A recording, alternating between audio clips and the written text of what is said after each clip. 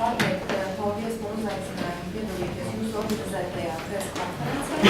Ir dota iespēja runāt ar sabiedrību par esošu situāciju, par esošām problēmām šajā jomā.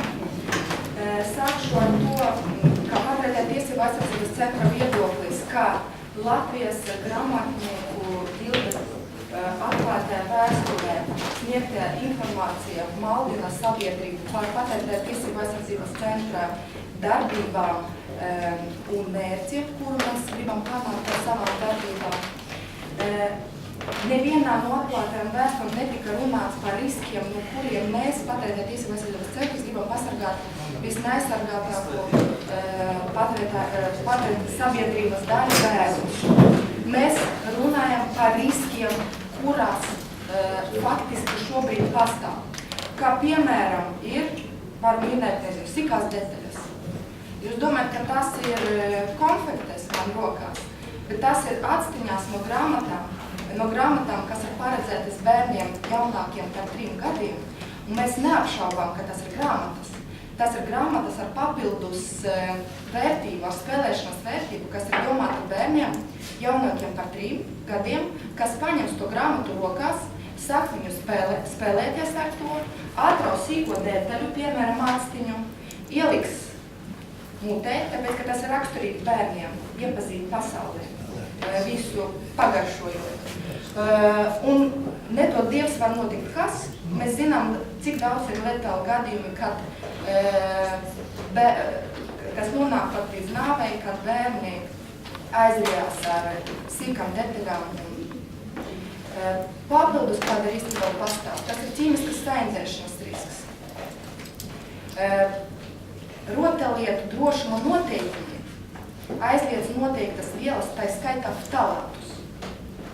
Ja bērnu grāmatas sastāvā būs ftalāti, kurus bērns var iegūt ieelpojot caur muti, un jūs neviena māte uzreiz nieraudzīs, ka bērnam tur pumpas vai apsargums vai vēl kaut kas.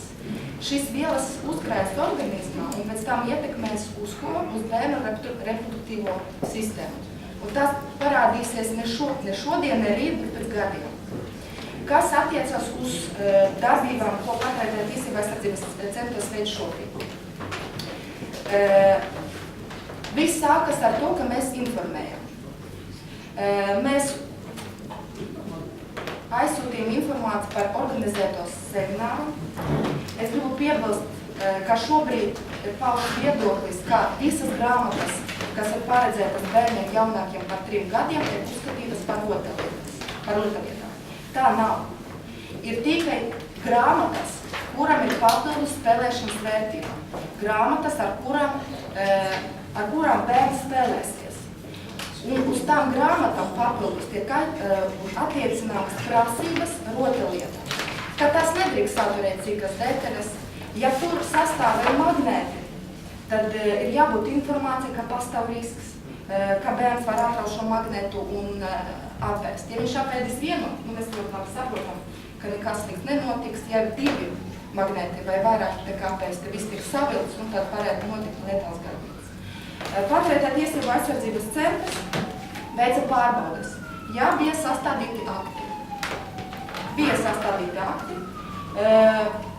Mēs pievērsām uzmanību tām grāmatām, kuras klasificējamas kā rotaļlietas, uz kuram attiecās rotaļlietu drošuma noteikumi. Mēs pieprasījām informāciju no uzņēmējiem par šām grāmatām. Es gribu pievērst uzmanību, ka Patērētāju tiesību aizsardzības centrs nav pieņems nevienu saistošu lēmumu, ar kuru uzdotu par pienākumu ražotāju izņemt no tirgus un atsaukt grāmatas, uz kurām attiecās rotaļlietu drošuma noteikumi.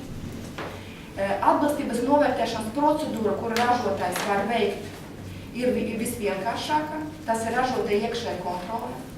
Ja tirgu ir konstatētas preces grāmatās, uz kurām attiecās rotaļlietu drošuma noteikumi, un ražotājs nav veicis atbilstības novērtēšanas procedūru, nav pārliecināts par to, ka minēta grāmata ir droša bērniem, ka nerada nekādu risku, viņš var to darīt, viņam ir jāsagatavo tehnisku dokumentāciju, tehniskā dokumentācija pēc būtības ir rasējuma informācija par krāsām, kuras tiek izmantotas šajā grāmatā, un tad viņš var marķēt preci ar atbilstības marķējumu. Kas attiecas uz jautājumu par to, ka nebija informācijas un izdevēji nebija informēti. Es iegāju veikalā un iegādājos grāmatās, kurās ir uzskatāmas, uz kurām attiecināmas rotaļlietu drošuma noteikumi, un tās grāmatas ir marķētas ar C atbilstības marķējumu, kas liecina par to, ka ražotāji pārliecinājušies par to, ka minētas grāmatas nevar radīt risku bērniem, kad bērns spēlēsies ar to. Kā piemēram, viena no prasībām, kurā ir grāmata, uz kurām attiecās rotaļlietu drošuma noteikumi, ir tas, ka, ja ir baterijas, tad standarts nosaka, ka ir jābūt aiztaisītai baterijai, ka bērns pats nevar pats tikt līdz tai baterijai. Bet tad, kad bērns izņems, piemēram, bateriju, ieliks mutē, un tad sāksies saindēšanās ar baterijas saturošām vielām, kas arī var padarīt letālu uzlēkumu veidu. Šeit mēs arī varam redzēt grāmatu, uz kurā attiecas rotaļlietu drošuma noteikumi. Mēs redzam, ka ražotājs ir pārliecinājis un preci nodrošināt ar C atbilstības marķējumu. Ja ražotājs nav pārliecināts par to, ka grāmata nerada risku, bet uz grāmatu ir attiecināma rotaļlietu drošuma noteikumi, skaidrs, ka ražotājs, kā atbildīga persona, veic noteiktas darbības, lai mazinātu iespējamo risku, kuru šī grāmata varētu nodarīt patērētājiem sabiedrības.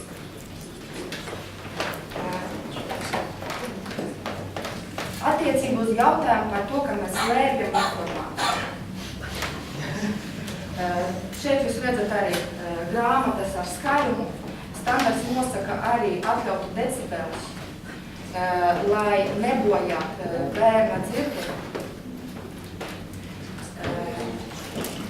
Grāmatas, uz kurām attiecās rotaļlietu drošuma noteikumi, arī marķētas ar C atbilstības marķējumu, kuru sastāvu nedrīkst būt, piemēram, talāti vai citas rotaļlietu drošuma noteikumus aizliegtas vietas. Jo mēs visi ļoti labi saprotam, ka tās grāmatas bērns ņems, viņš mazgāsies, viņš ņems mutē, viņš mēģinās atdalīt, viņš gribēs paklausīties, pieliks tuvu pie savas savas. Mūsu uzdevums, Patērētāju tiesību aizsardzības centra uzdevums, mazināt iespējamus riskus. Ar uzņēmējiem, kas attiecās ar sadarbību ar uzņēmējiem, mums bija organizēts seminārs. Mēs sniedzam bezmaksas konsultācijas klātvietnē Patērētāju tiesību aizsardzības centrā pa telefonu, gan arī mēs braucam pie uzņēmējiem un konsultējam viņus uz vietas un palīdzam izprast normatīvu aktu prasības. Kas attiecās uz doto brīdi, uz realizētu projektu, uz mūsu darbībām, tās grāmatas, uz kurām attiecas rotaļlietu drošuma noteikumi, kurās nav marķētas ar C atbilstības marķējumu, un kuras nerada acīm redzamu risku, mēs redzam, ka tur nav sīkas detaļas, mēs atļaujam viņus realizēt. Kas attiecās uz jauniem ministru kabinetu noteikumiem, kas stāsies spēkā ar jūliju, tad tur ir pārējais periods 2 gadi, kas attiecās uz vispārējām prasībām, un 3 gadi, kas attiecās uz ķīmiju. Līdz ar to, ja šobrīd tirgū ir grāmatas, kuras neatbilst ministru kabineta noteikumiem, kas stāsies spēkā ar jūliju, tad tur ir pārējais periods.